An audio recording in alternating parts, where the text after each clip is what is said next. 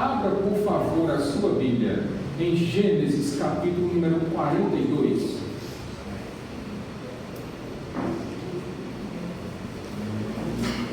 Gênesis, capítulo 42. E à medida que você for encontrando, fique de pé em reverência à palavra do Senhor. Gênesis, primeiro livro da Bíblia, capítulo 42. Eu vou pedir que nosso irmão Davidson faça a leitura do versículo 1 até o versículo 11. Todos encontraram, meus irmãos? Quando Jacó soube que no Egito havia trigo, disse aos seus filhos: por que estão aí olhando uns para os outros? Disse ainda: ouvi dizer que há trigo no Egito. Desçam até lá e comprem trigo para nós, para que possamos continuar vivos e não morramos de fome. Assim, 10 dos irmãos de José desceram ao Egito para comprar trigo. Jacó não deixou que Benjamim, irmão de José, fosse com eles, temendo que algum mal lhe acontecesse. Os filhos de Israel estavam entre outros que também foram comprar trigo, por causa da fome na terra de Canaã. José era o governador do Egito, e era ele que vendia trigo a todo o povo da terra. Por isso, quando os irmãos de José chegaram, curvaram-se diante dele com o rosto em terra. José reconheceu seus irmãos logo que os viu, mas agiu como se não os conhecesse. E lhes falou asperamente: de onde vocês vêm? Responderam eles: da terra de Canaã, para comprar comida. José reconheceu os seus irmãos, mas eles não o reconheceram. Lembrou-se então dos sonhos que tivera a respeito deles e lhes disse: vocês são espiões, vieram para ver onde nossa terra está desprotegida. Eles responderam: não, meu senhor, teus servos vieram comprar comida. Todos nós somos filhos do mesmo pai. Teus servos são homens honestos e não espiões. Até 11? Até 11. Pode orar por nós, por favor? Senhor Deus, te agradecemos, Pai, pelo culto maravilhoso que estamos prestando a Ti, pelo louvor que tivemos aqui, Pai, e podemos, Pai, expressar o nosso amor e a nossa gratidão a Ti. Abençoa, Pai, esse culto e continua a nos abençoar através da exposição da Tua palavra. Fala aos nossos corações e preenche o nosso ser com Teu Santo Espírito. Amém. Amém. Podem sentar, irmãos. Só para refrescar a nossa memória, nós lembramos que começamos a estudar a vida de José do Egito, quando aos 17 anos, aquele que era o filho caçula de Jacó, filho caçula dentre 11 irmãos, filho favorito de Jacó, mas não apenas o filho favorito de Jacó, mas José também era o filho da esposa favorita de Jacó, Raquel. Nós vimos que, porque José era muito fofoqueiro, linguarudo, ele desagradou aos seus irmãos e os seus irmãos o venderam a ismaelitas, a mercadores. Resultado, José foi parar no Egito, e quando José chega no Egito, ele foi vendido a um capitão da guarda chamado Potifar, e ele passa um tempo na casa desse homem, só que a esposa de Potifar cobiçou José, e como ele não cedeu às investidas da mulher de Potifar, então ele foi considerado suspeito de tentativa de estupro. Tudo mentira, tudo mentira. Mas ela era a dona da casa e ele era só um escravo. Consequência, José foi parar na prisão. Só que quando José chega na prisão, o carcereiro se agrada de José, porque viu que José estava sendo abençoado por Deus. Deus estava com José. E tudo o que José fazia ia muito bem e tudo dava certo. Então José foi promovido a supervisor na prisão, cuidava dos presos. entraram 2 homens na prisão e José interpretou os sonhos desses 2 homens. Resultado dessa interpretação dos sonhos, um foi enforcado, pronto, esse dançou, mas o outro foi recolocado no seu lugar de chefe dos copeiros de Faraó. E certo dia, meus irmãos, o Faraó teve um sonho, 2 sonhos na verdade, mas esses 2 sonhos representavam um sonho só. E vocês lembram? Aquelas vacas gordas, depois as vacas magras, as espigas gordas, depois as espigas magras. E José interpretou aquele sonho, e Jacó e Faraó percebeu que na verdade aquilo era uma resposta, que Deus estava dizendo o que é que ia fazer. E naquele momento, meus irmãos, José disse ao Faraó: olha, você vai ter 7 anos de fartura aqui no Egito, vai sobrar comida aqui, mas depois desses 7 anos de fartura virão 7 anos de escassez total. E José disse: olha, Faraó, eu vou dar um conselho ao senhor, separe 20% de toda a colheita durante esses 7 anos de fartura, porque quando chegar lá na frente, aqueles 7 anos de escassez, não vai faltar comida em Israel. Mas aí José disse ao Faraó: escolha um homem para fazer tudo isso. E aí o Faraó disse: bom, já que você disse tudo isso, já que você deu a ideia, então é você que vai executá-la. Então, meus irmãos, agora José se torna governador do Egito, o segundo homem mais importante em todo o Egito. A essa altura, meus irmãos, lembram que José chegou no Egito com 17 anos? Ele passou 13 anos como escravo. Ele começou a servir o Faraó com 30 anos. 7 anos se passaram de fartura. Ou seja, quantos anos mais ou menos José tem agora? Vocês que são bons de matemática? Mais ou menos 37, 38 anos. E do jeito que Deus havia dito a José, naqueles 7 anos de fartura, foi tanta fartura que José casou, teve 2 filhos e tudo ia muito bem, meus irmãos. Porém, e aí chegamos agora no texto que foi lido hoje, esses 7 anos de vacas gordas se acabaram. E agora, José? Vieram agora, estava começando agora os 7 anos de escassez. Fome generalizada, não apenas no Egito, mas em toda a terra conhecida. E aí, meus irmãos, Jacó, o pai desses irmãos, viu lá no WhatsApp, lá no grupo do WhatsApp, lá em Canaã, viu lá no jornal, nos telejornais de Canaã, que a fome estava assolando a terra, mas tinha um lugar onde tinha comida. Que lugar é esse? Egito. Aí, meus irmãos, Jacó olha para os seus 10 filhos. Lembra aqueles 10 filhos? Os irmãos de José. E Jacó olha para os irmãos e: ei, 10 marmanjos, 10 homens aqui, não apenas homens maduros, homens pais de família, homens na casa dos 40, 50 anos de idade. E sabe o que eles estavam fazendo? Um olhando para a cara do outro. Aí chega Jacó, o pai, um homem já velho, e diz: ei, bacaninhas, vocês vão ficar aí olhando um para a cara do outro, enquanto está todo mundo morrendo de fome aqui? Vocês não vão fazer nada não? Por causa de marmanjo preguiçoso. Resultado, Jacó disse: ei, vocês precisam ir lá para o Egito, porque eu vi no grupo do WhatsApp de Canaã que lá no Egito tem comida. Só que vocês vão, vocês 10, mas Benjamim fica.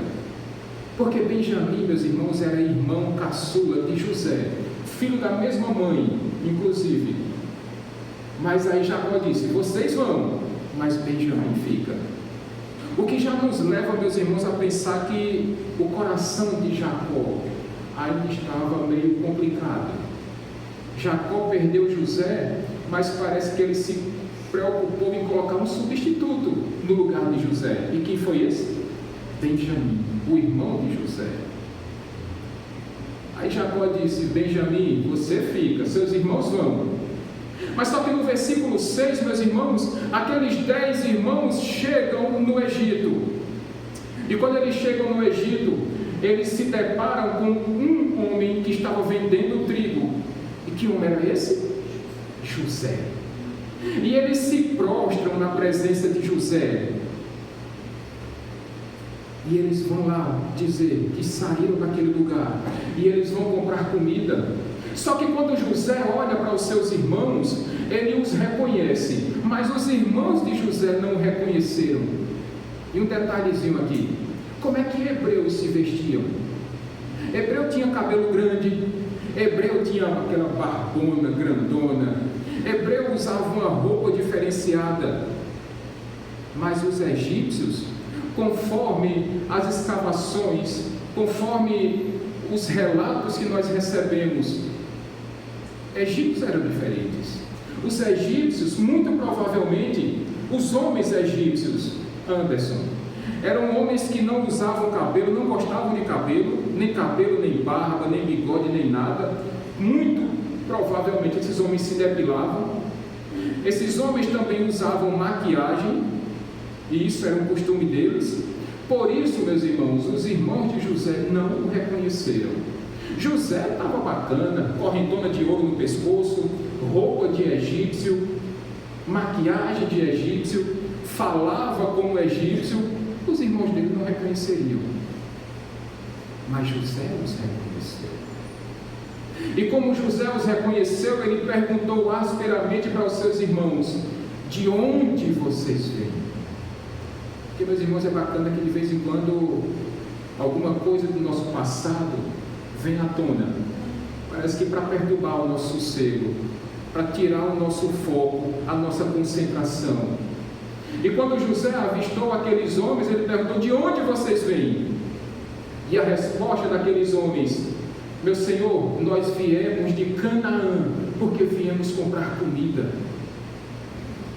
Lembram? Eles não tinham reconhecido José, mas José os havia reconhecido.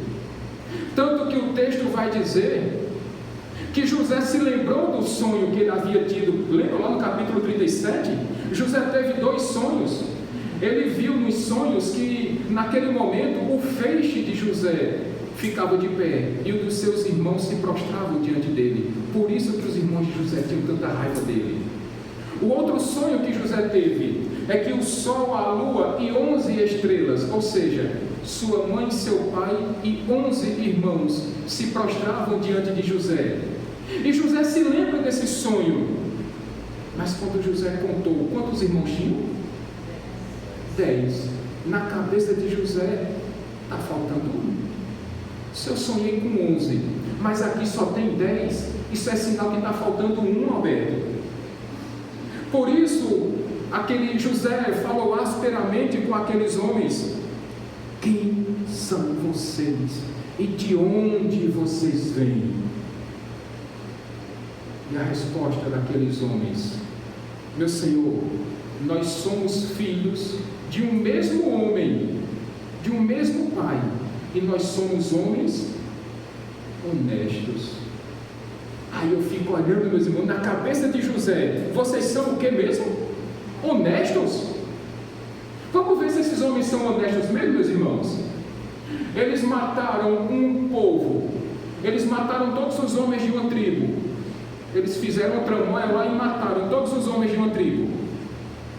Tentaram matar o seu irmão José, irmão caçula. Venderam o seu irmão para os mercadores, vendedores de mercadorias.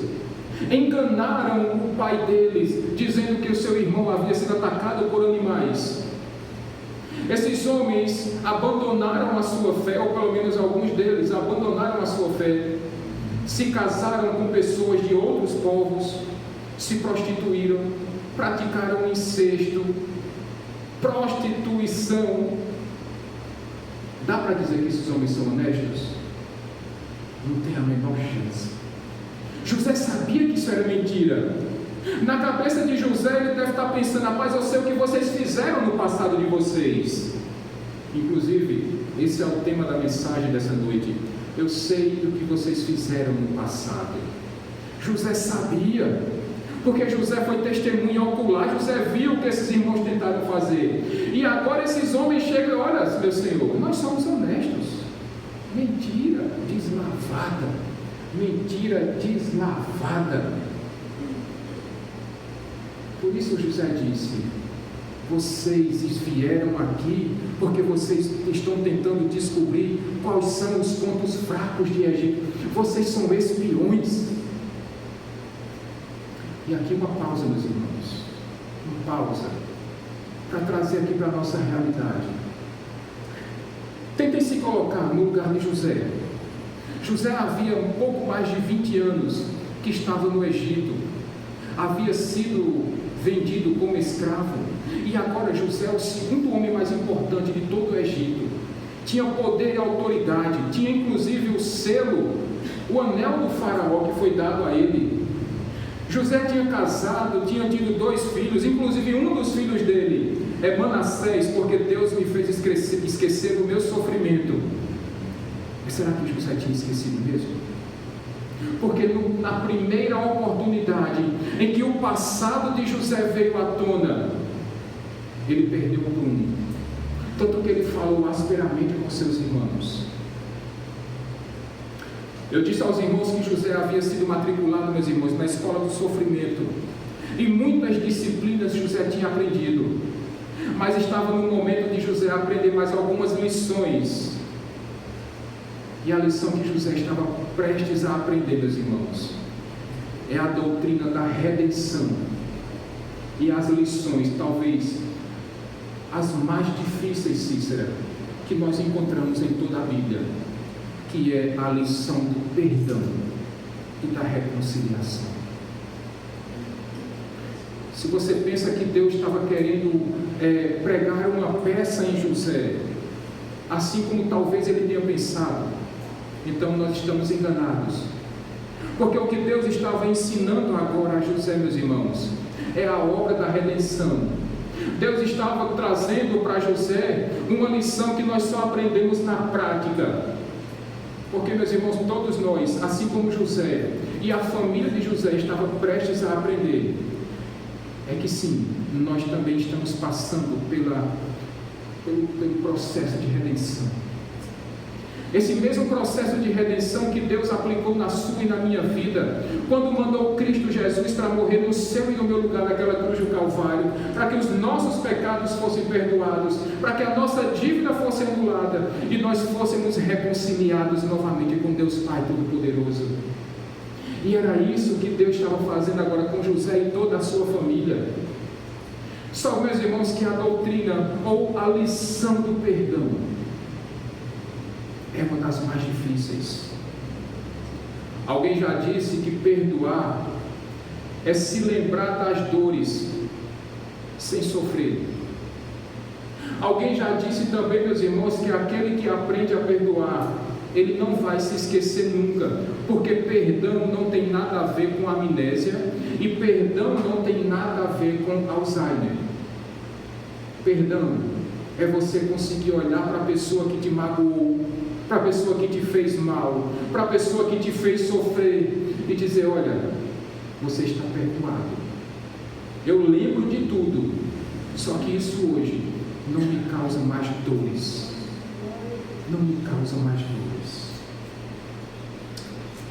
E se você acha que aprender a lição do perdão é difícil, eu queria dizer para você que isso vai levar toda a sua vida. Porque muitas pessoas vão magoar você e você próprio vai magoar muitas pessoas. E do mesmo jeito, meus irmãos, que José estava prestes a começar a aprender a lição do perdão, eu espero que a partir dessa noite, em nome de Jesus, nós também comecemos a aprender a lição do perdão. Aprendamos, meus irmãos, a perdoar as pessoas que nos causam mal, ou que nos causaram mal. E talvez quando você se deparar com essa pessoa, ou com aquela situação que você sabe, talvez você pare de sentir dores, talvez você pare de sofrer, mesmo que você lembre. Mas o convite que eu faço a você: aprenda a liberar perdão, Porque a partir do momento que você aprende a liberar perdão, você está tirando um fardo do seu coração. Não é da outra pessoa não. Porque talvez a outra pessoa não esteja nem aí com o seu sofrimento. Mas você precisa aprender a transferir o seu sofrimento, arrancar do seu coração e colocar aos pés de Cristo. Porque afinal de contas, o próprio Jesus Cristo disse: ei, tira o fardo dos seus ombros e põe em cima de mim, e toma para si o meu fardo, o meu jugo, porque eles sim são leves. Aprendamos, meus irmãos, a liberar perdão, mas que não fiquemos apenas no liberar perdão, que nós também tenhamos a atitude de pedir perdão às pessoas aos quais nós magoamos. Essa lição José estava aprendendo, lição difícil demais, meus irmãos, mas tão necessária para você e para mim nessa noite e por toda a nossa vida. Aí depois dessa situação, o versículo 12, novamente José olha para os irmãos e disse: não, vocês são espiãos, vocês vieram ver os pontos fracos do Egito.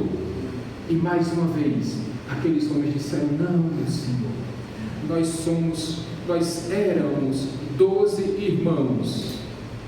O mais novo, o caçula, está com o nosso pai, o outro morreu. E José disse: eu sei. Esse que vocês, na cabeça de José, meus irmãos, José disse: eu sei. Esse que vocês dizem que morreu, sou eu. Vocês tentaram me matar, mas não conseguiram. Mas aí, meus irmãos, na cabeça de José, mais uma vez, se eles disseram que eram 12, um era José, 10 estavam ali, faltava quantos ainda? Faltava mais um. E José estava doido para saber quem era esse irmão. Por isso que José vai dizer: olha, eu vou fazer um teste com vocês. Versículo 14. Eu vou fazer um teste com vocês. Vocês vão ter que me trazer o irmão caçula de vocês. E olha, eu juro pela vida do faraó, que se vocês não me trouxerem o irmão caçula de vocês, vocês não viverão. Vocês não são honestos? Pois então me provem a honestidade de vocês, trazendo o irmão caçula de vocês. E versículo 16, José disse: olha, tem mais.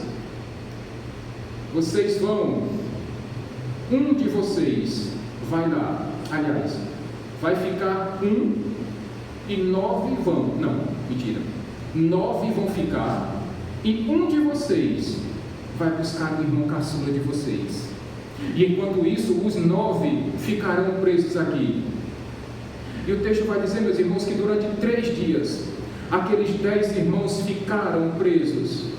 E quando se passaram os 3 dias, então chega novamente José: e aí? Quem vai dar um passo adiante? Quem vai lá buscar o irmão de vocês? E sabe quantos responderam? Nenhum se atreveu a ir buscar o irmão caçula. E vocês vão lembrar por quê? Porque Jacó disse: ei, o irmão de vocês caçula, Benjamim, ó o dedinho, ó, vai não, ele fica. E mais uma vez, passaram-se os 3 dias, e José chega para aqueles irmãos e disse: olha, eu sou temente a Deus, e eu vou fazer um outro trato com vocês, uma outra estratégia com vocês. Vai ficar 1 e 9 vão voltar para a terra de vocês. E olha, meus irmãos, que José foi misericordioso com seus irmãos, porque José disse: olha, 9 vão voltar para Canaã, e vocês vão levar mantimentos para que ninguém morra de fome na casa de vocês. E assim foi feito. Só que um detalhe, meus irmãos, José disse: olha, Simeão vai ficar, ele vai ser acorrentado, e eu garanto a vocês que se vocês não voltarem com o irmão caçula, Simeão vai morrer, o irmão de vocês vai morrer. Tanto que no versículo 21, os irmãos de José concordam com toda aquela ideia, só que eles disseram: está vendo? Aquilo que a gente fez de errado, está recaindo sobre nós, e nós estamos sendo punidos por aquilo que nós fizemos com o nosso irmão, porque nós largamos ele dentro de um poço, esperando que ele morresse à míngua. E meus irmãos, eles entenderam aqui, aqueles irmãos entenderam que a punição dos nossos erros, mais cedo ou mais tarde, eles vão chegar. Os pecados que nós praticamos em secreto, meus irmãos, pode ser secreto aos olhos humanos, mas aos olhos de Deus não são não. E no tempo certo do Senhor, a disciplina vai chegar, a punição vai chegar. E eles disseram: olha, o sangue do nosso irmão agora está clamando. E aí sempre tem aquele do contra, né, que vai dizer: Rubem, está vendo? Eu não disse a vocês que o sangue de José ia clamar? E enquanto aqueles irmãos falavam, José, que falava hebraico, mas naquele momento falava através de intérprete com seus irmãos, porque lembram, José estava há 20 anos no Egito e falava um egípcio fluente nesse momento, mas José entendia o que é que os irmãos dele estavam falando, tanto que quando José ouviu aquela conversa deles, José se retira e vai chorar. José está se lembrando, Mateus e Bia, do que os irmãos dele haviam feito para ele, de todo aquele sofrimento que ele havia passado, desde quando seus irmãos haviam colocado ele dentro de um poço, para que ele morresse sozinho, e certamente ele gritava, desesperado, pedindo que os irmãos não permitissem que ele morresse. E José se lembra desses momentos, mas aí depois ele volta e libera os seus irmãos. Mas aí, meus irmãos, José faz uma pegadinha com os irmãos, e José manda que os seus empregados encham os sacos com cereais, e que coloque também aquela prata, aquele dinheiro que os irmãos de José haviam trazido. Então os 9 irmãos de José agora estão voltando para Canaã. Um estava preso, e lembra da pegadinha de José? Veja o que é que diz aí, Davidson, versículo 28, por favor.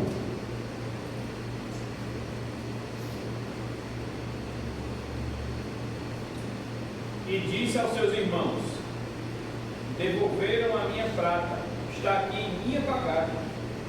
Tomados de pavor em seu coração e tremendo, disseram uns aos outros: que é isto que Deus fez conosco? Quando eles pararam para dar de bebida, para dar de comida, para dar comida e bebida aos camelos, fizeram um pit stopzinho ali, abastecimento ali no carro deles, nos camelos. Naquele momento, um dos irmãos abriu o saco para poder colocar ali comida para os camelos, e quando ele abre aquele saco, além da comida, tinha o quê? O pagamento que eles haviam levado para o Egito. E naquele momento, meus irmãos, o que eles ainda não tinham feito em todo esse relato bíblico, agora o nome de Deus está na boca dos irmãos de José.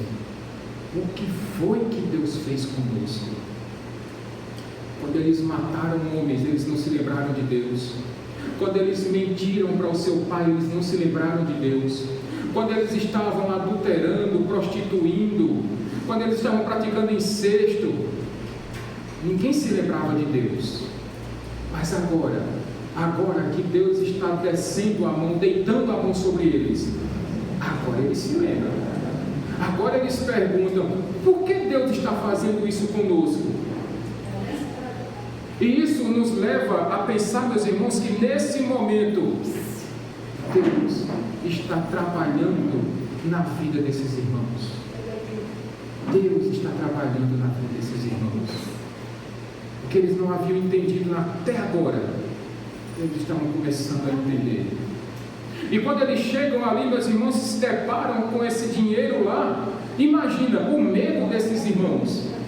Se o governador já achava que eles eram espiões, agora ia pensar que eles eram o quê? Ladrões. Pensem o que não estava esperando quando esses homens voltassem para o Egito. E quando esses homens voltam para casa e contam toda a história para o seu pai, eles disseram: pai, nós fomos ao Egito, nós encontramos o governador e ele falou asperamente conosco.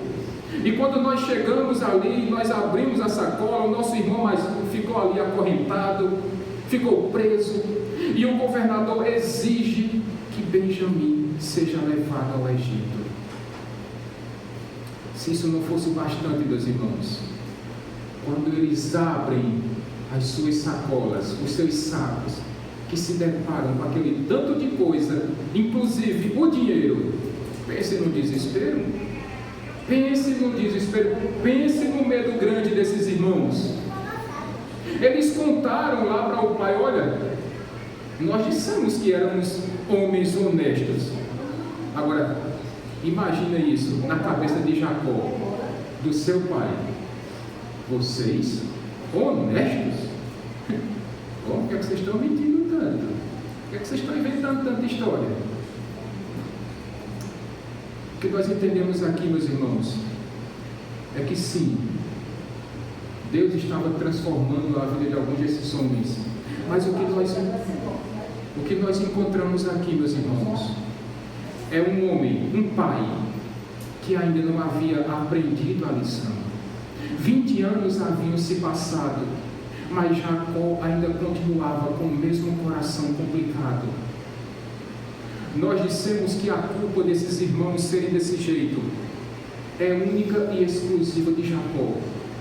Primeiro, porque Jacó privilegiava somente a José e abandonou o cuidado com seus outros filhos. Segundo, Jacó se casou com 4 mulheres, quando a lei de Deus permitia que fosse apenas uma. Porque Jacó não foi o pai que todos aqueles filhos esperavam, ele não honrou a palavra de Deus. Por isso os irmãos ficaram desse jeito. Aí talvez a gente pense nesse momento: pastor, Jacó era um homem complicado? Demais, demais. Jacó enganou o seu irmão, Jacó enganou o seu pai, Jacó enganou o seu tio. Jacó era um homem que privilegiava um filho em detrimento aos outros.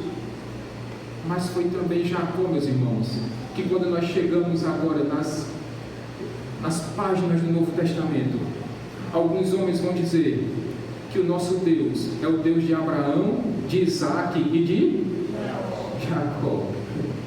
É este homem que Deus está transformando, é esse homem que Deus está restaurando.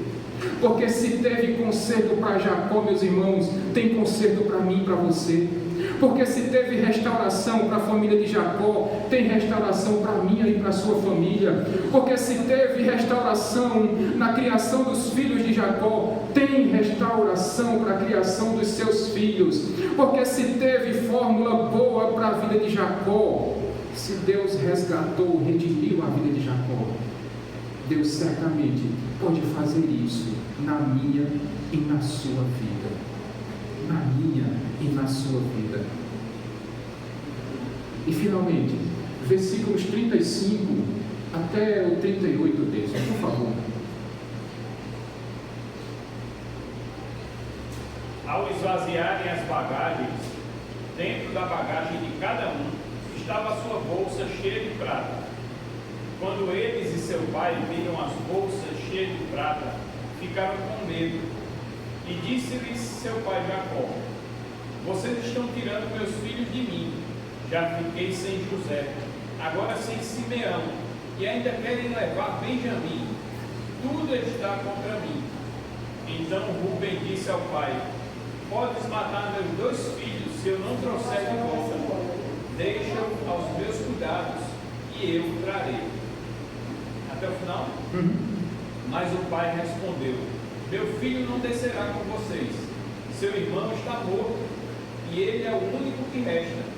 Se qualquer mal lhe acontecer na viagem que estão por fazer, vocês farão estes meus cabelos brancos descer a sepultura com tristeza.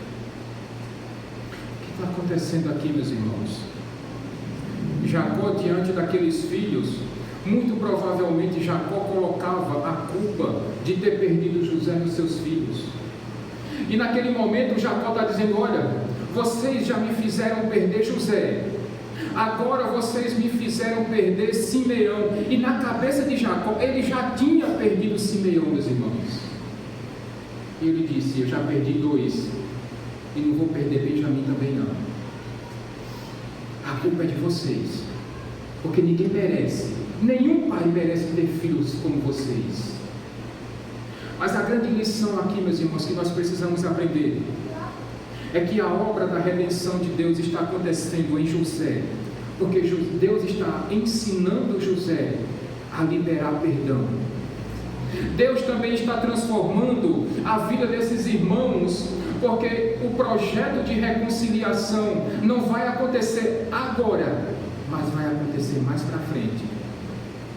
Mas já na vida de Jacó, meus irmãos, esse ainda relutava, porque Jacó estava se apegando com a sua dor, Jacó estava se apegando com o seu sofrimento, e a única coisa que movia a vida de Jacó era o simples fato de que ele era um homem que sofria, e tudo o que acontecia no mundo era para que causasse sofrimento nele.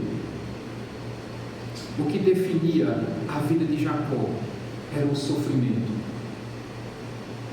E aqui tem uma lição que nós precisamos aprender, meus irmãos. Eu sei que todos nós aqui passamos por traumas, passamos por dramas em nosso passado. Eu sei que todos nós temos uma história de sofrimento para contar. Mas o que não pode mover a sua e a minha vida é o simples fato de você achar que você só está vivo aqui para sentir essa dor. Que Deus quer somente que você sofra, que Deus quer que somente você sinta sofrimentos, que Deus quer que somente você chore, que Deus quer somente que você sinta dramas nessa vida, que somente você seja traumatizado nessa vida. Absolutamente, meus irmãos. Deixa eu tomar aqui o meu exemplo para não constranger ninguém.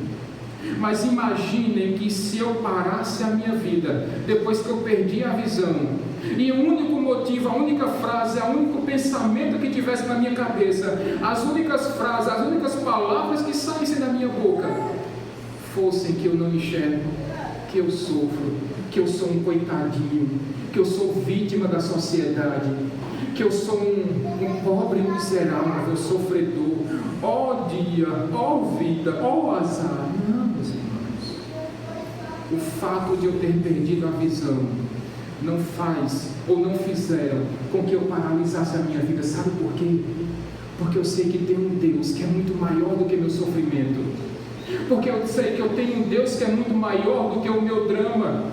E o que define a minha vida não é o fato de eu não enxergar, mas o que define a minha vida é que Deus mandou Cristo Jesus para se fazer carne semelhante a mim e a você. E Ele andou no meio de homens pecadores iguais a mim e a você, mas Ele se entregou, e por causa do seu sacrifício perfeito, já não existe mais culpa, já não existe mais condenação. E quando Deus Pai olha para mim, Ele já não vê mais o pecador, mas Ele vê alguém que foi comprado, lavado, remido no sangue do Cordeiro.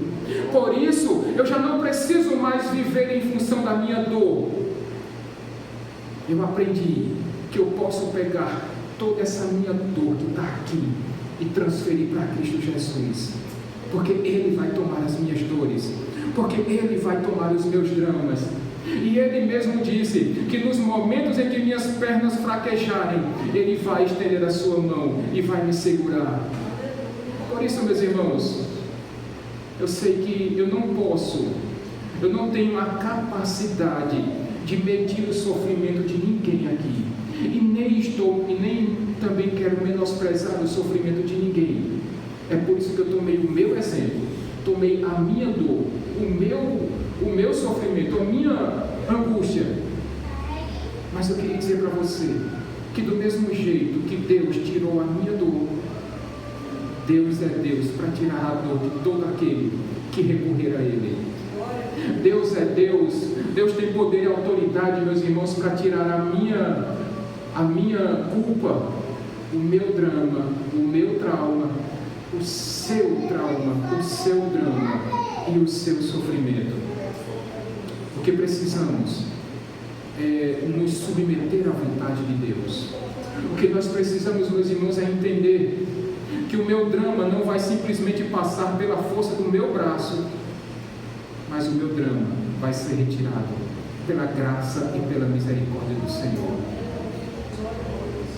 Eu concluo essa mensagem dizendo, meus irmãos, que a obra da redenção que foi apresentada aqui na vida de José, na vida dos irmãos de José, é a mesma história de redenção que nós encontramos há 2000 anos atrás, quando naquele madeiro, naquela cruz do Calvário, o Cordeiro de Deus que tira o pecado do mundo, aquele que não tinha pecados, aquele que sofreu todas as nossas dores, aquele que morreu a nossa morte, Ele anulou a nossa culpa, a nossa condenação. Ele mesmo disse: olha, eu estou carregando sobre mim os seus sofrimentos. Por isso, meus irmãos, não se apegue simplesmente à sua dor. Eu sei que as nossas dores fazem com que nós choremos, soframos, mas lembre-se que Jesus está se oferecendo de braços abertos para você nessa noite, dizendo: ei, traz a tua dor para mim, traz o teu sofrimento para mim, porque eu vou carregar as suas dores. E aprenda de mim, porque eu sou manso e humilde, e o meu fardo, o meu jugo é leve. Por isso, coloque-os aos pés de Cristo. E eu finalizo, meus irmãos, essa mensagem com pouquíssimas aplicações. A primeira aplicação, meus irmãos, nessa noite: aprenda a depender de Cristo. As nossas lutas não serão vencidas pela força do nosso braço, mas todas elas já foram vencidas em Cristo Jesus. Assim como Deus estava trabalhando na vida de José para que ele aprendesse a liberar perdão, eu convido você nessa noite, em nome de Jesus, arranque toda essa amargura do seu coração. Se porventura você tem nessa noite amarguras, se você tem dramas escondidos em seu coração, eu sei que aquele trauma que você não tem coragem de confessar para ninguém, coloca-os aos pés de Cristo nessa noite. Aprenda a liberar perdão.